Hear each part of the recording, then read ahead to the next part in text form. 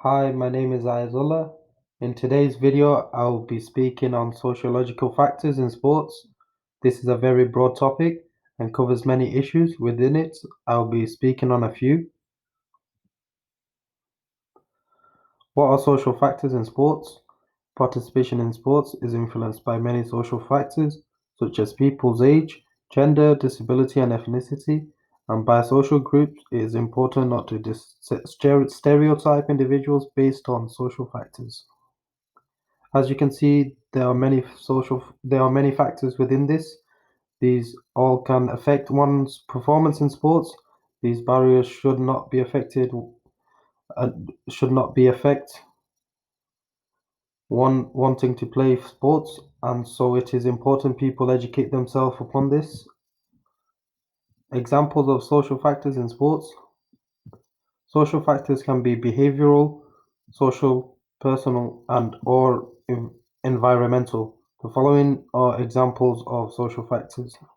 Motivation, extrinsic or intrinsic, competition, reputation, excitement, accountability, social support, networking, income, employment, gender.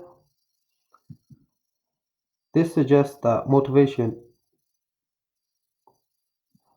it is essential to look into each factor because everyone should have fair chance in sports regardless of who they are. How social factors affect individual sport. If extrinsic motivation is what drives athletes and competitors in individualistic sport, your motivation comes within yourself because you want to win or better yourself. You don't have the social support or teammate cheering you on or being in your ear right before the competition starts. Every competitor is there because they personally want to better themselves and drive themselves to victory. This suggests that motivation is a key factor in sports, and it is extremely important to have that in yourself and as a player because this will only drive you to do your best and perform at the highest. Motivation will increase your love for sport and it will help you differentiate between healthy and unhealthy competition.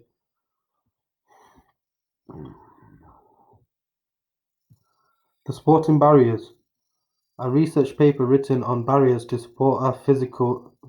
sports and physical activity participation 2010 says social culture and beliefs religious beliefs sometimes come in the way of participation.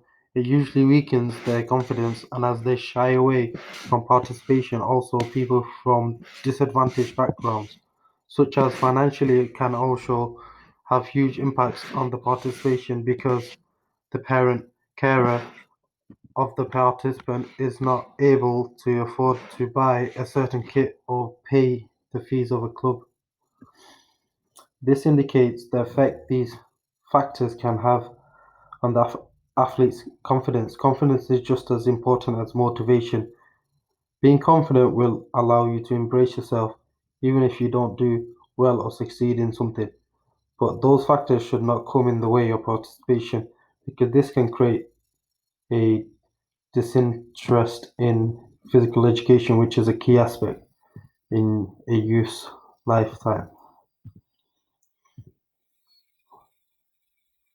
Competitiveness in sports improves athletic skills and teaches players how to work with teammates and win, which can be a helpful lesson when the focus shifts from athleticism to winning. However, what was once an enjoyable and supportive activity can turn into a high pressure and anxiety filled job for a child. The mounting pressure to play well can increase stress and make children feel bad and lose confidence, which they make mistakes or lose interest. Even players who win most of the time may lose one game and the pleasure of participating because of the pleasure they place on the pressure they place on themselves. This suggests healthy competition is always fine and in fact creates an interest in the game and makes you more determined. However, this can quickly turn negative if one cannot control over competitiveness, because this will divert the attention from enjoying the game and make it all about winning and succeeding. This may cause excessive and unnecessary pressure. It is important to have a good balance. Thank you for watching.